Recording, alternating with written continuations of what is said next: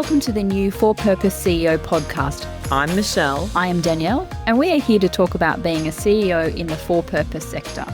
Each episode, we will talk about issues not-for-profit and for-purpose CEOs need to manage based on our 30-plus years of experience. It will be an honest discussion of the highs and the lows, helping you tackle the unique challenges of running a NFP. Leading can be challenging and sometimes lonely. We get it. Join us and our guests weekly for an honest discussion about running a for-purpose organisation. We will be sharing practical tips, shared experiences and real-world stories to help you tackle the unique challenges of running a for-purpose organisation.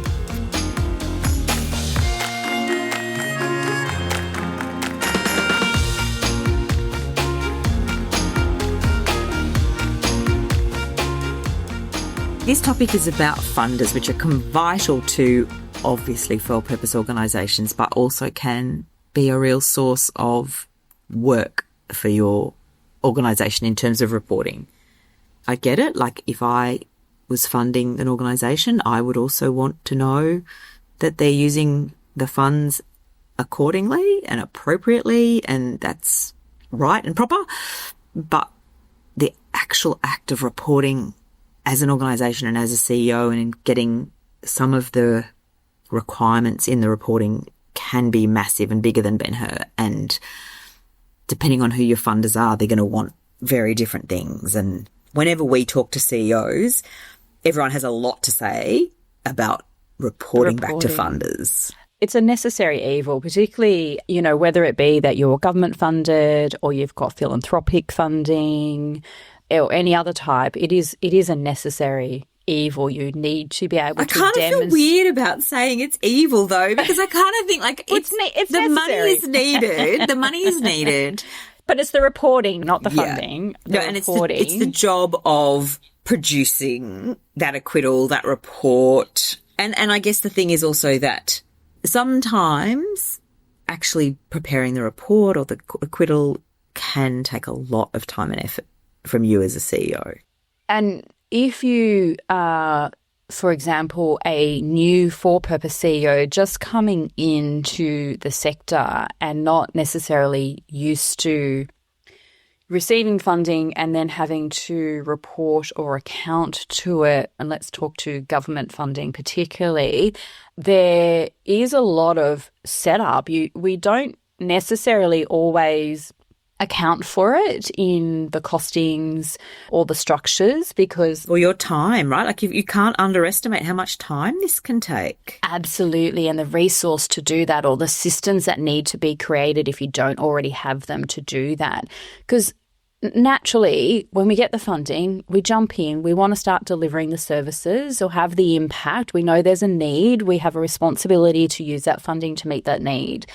But we can't lose sight either that at some point, whether it be quarterly, every 6 months, annual, or whatever it is, well, mine's now turning to monthly. Monthly for a government report? Yeah. So that we need to tell government what it is that we're doing, whether it's activity-based reporting that says here are the units of services that are delivered, whether it's narrative, here's the impact, whether it's research-based. And you need the systems to be able to get that ready and also be prepared that your funder, as the program matures in its delivery and they start to understand the reporting on their side, is that they're likely to also change what they want because it needs to be meaningful as to who they give it to. Yeah. And I mean, are you seeing a change to outcomes? Because I have seen more and more people asking, if you like, for proof that the outcomes that are the purpose of the organisation or the purpose of the funding or the purpose of the program are being delivered. And I think that's quite a hard one. So yes, it's easier obviously to report that we have delivered this many services to this many people or we have done things. But I think it's the then what impact, what is the outcome that you as an organisation are seeking? And increasingly people are talking around reporting on outcomes as well as outputs like, service delivery or, numbers. I think it's a really important shift, but I also think it's quite a different way of reporting. And as a CEO, you really need to spend some time thinking about what is the outcome? What is the change you're seeking to produce through your organisation, and what evidence do you have to show that? I think that's the kind of the hard one, as apart from, well, we delivered X number of services. Yeah, and I think that reporting, I'm not seeing a lot of impact reporting. I am seeing that there has been a shift from sort of the activity-based reporting, units delivered for X funding, it then moving to outcome reporting. So what is the outcome? And funders starting to also therefore pay on outcome, not pay on delivery. Oh, really? Yeah. So there is a shift to pay on outcome. And then the next step. So how does that work then? If you have to agree with the funder when you apply for the funding what the outcome is, or how does that work on a sort of timeline basis? It depends on the program and the funder. So a perfect example of pay on outcome is employment services pays on outcome.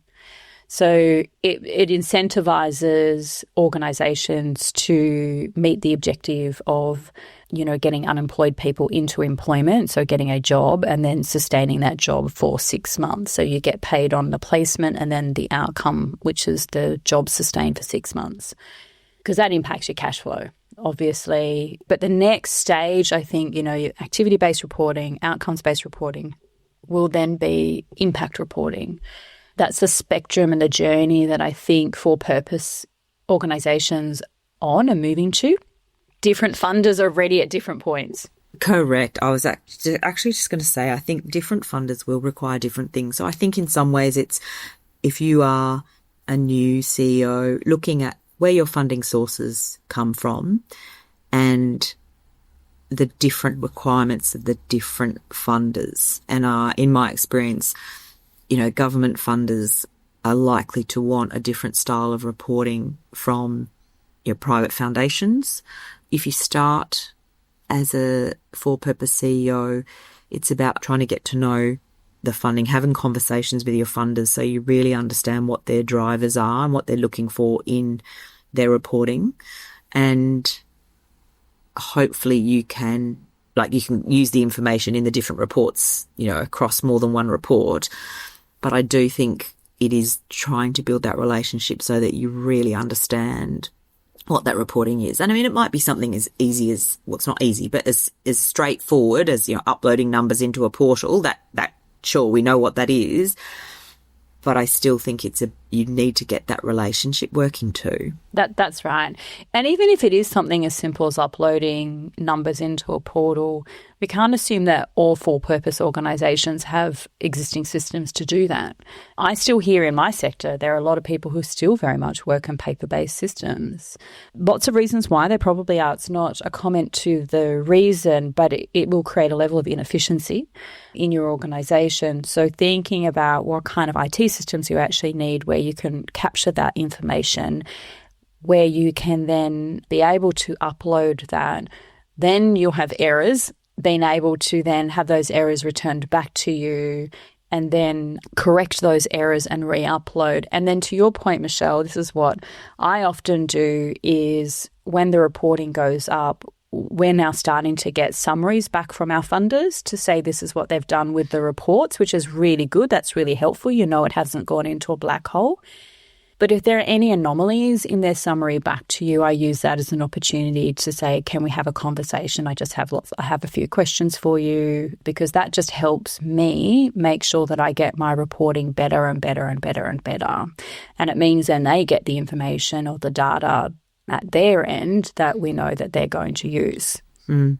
And I think some funders as well, like increasingly, funders are hugely important and powerful pieces in the sector, and they're sort of pieces like a lot of funders now coming out and really publicly saying they're looking for collaboration in the sector. And I think that's something as a for-purpose CEO increasingly people need to take into account, that, there might be multiple service providers servicing either a specific population or a sector, and how do you work together with the funders to get the best outcomes for that particular population. So that relationship piece, because I'm increasingly seeing different forms of collaboration, like funders pushing collaboration, funders themselves collaborating, and then it can flow through to the service provider.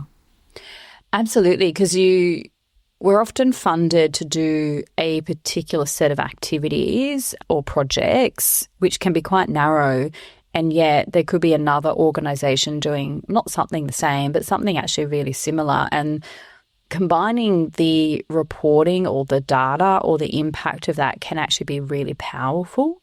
But we can't expect our funders to also drive that. It's often more so up to us within the for-purpose sector to be able to drive those conversations with each other and see that opportunity and then share that data with each other and look at what we can actually do with that, which could turn a project into, greater investment or a national program or those sorts of things as well. So, and that's probably, there's some of the reasons and benefits to my point earlier, to counter my point earlier saying it was a necessary evil, is that the data, as much as it can be time-consuming at a organisational level with systems and resources and processes to be able to pull that data, it ultimately, if the data is utilised by your funder, can actually turn into some really good in further investment, other projects, those sorts of things. So think about how to use your data.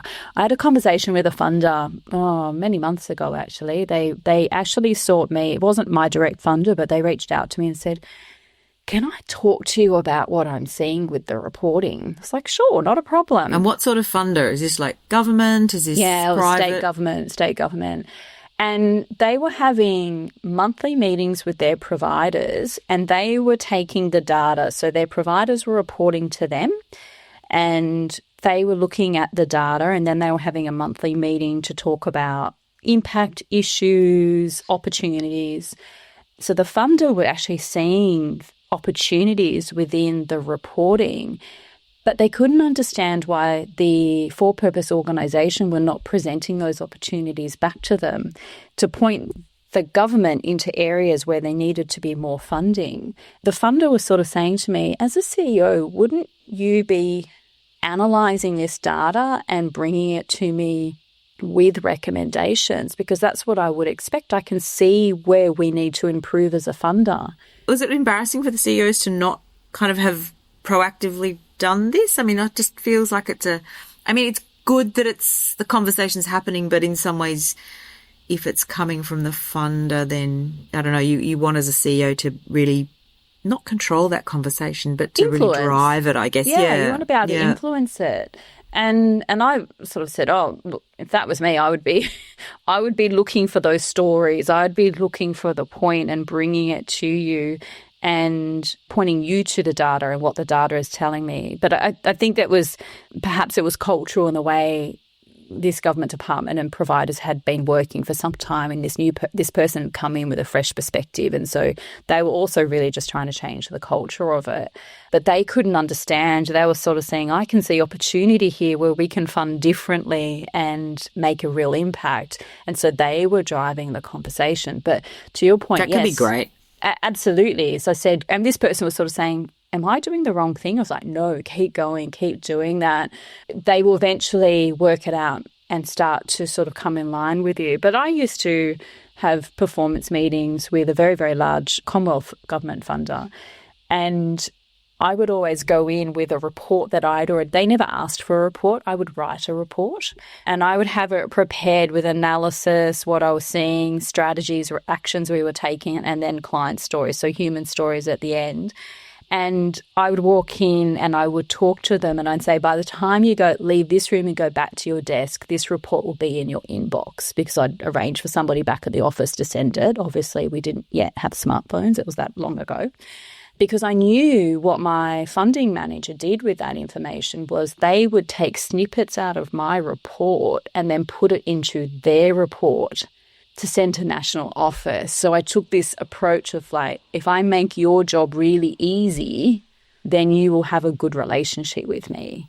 Yeah, and actually you touched on one thing which I think is really key, is that human stories, the human side of it. And I think the numbers are one thing, obviously very important, but I think, that's the emotional connection that you're hoping your funder also has, and that's going to be easier with different sorts of funders.